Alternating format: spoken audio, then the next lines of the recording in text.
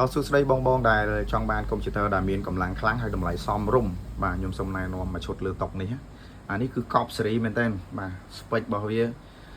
អែមបងអើយសម្រាប់យកទៅលេងហ្គេមកាត់តវីដេអូបាទយកទៅ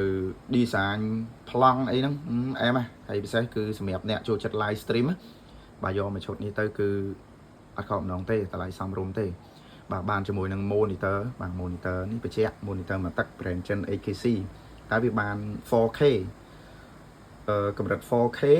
32 inch 60 Hz បាទហើយនៅក្នុងនេះយើងបានជាមួយនឹង CPU បាទគឺ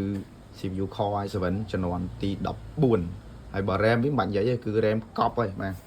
RAM 128G បាទអានេះ RAM 128G DDR4 ហើយ GPU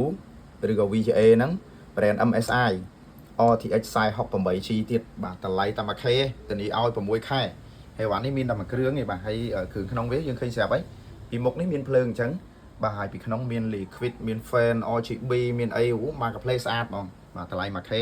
តាក់ទងមកស្រូតមានតែមួយគ្រឿងទេបាទហើយយើងមានការបន្ថែមជូនជាមួយនឹងកម្មវិធី setup Windows setup អីឲ្យមកកាផ្លេអញ្ចឹងបងអាចមកមើលដល់ទីតាំងផ្ទាល់ក៏បានដែរសម្រាប់ game បាទយើងអាចដាក់បានតាមក្រោយសម្រាប់មួយចង់បាន game អី recommend មកយើងតម្លៃជូនឲ្យអញ្ចឹងបញ្ជាក់មួយទៀតតាមខេត្តក៏យើងផ្ញើជូនបានដែរតែសេវារៀងថ្លៃបន្តិចបញ្ជាក់សម្រាប់បងនៅពេញបាទមកមើលដល់ទីតាំងផ្ទាល់មកតេស្តផ្ទាល់មកថាតម្លៃ 1K ហ្នឹងអាចទទួលយកបានអត់សម្រាប់មួយឈុតហ្នឹងបាទអញ្ចឹងខ្ញុំនឹងដាក់ link Telegram ក៏ដូចជាលេខទូរស័ព្ទនៅលើ caption របស់វីដេអូបាទអញ្ចឹងបងមានតម្រូវការចង់បានមួយឈុតនេះបាទអាចតាក់ទងមកខ្ញុំមកបាទអរគុណច្រើន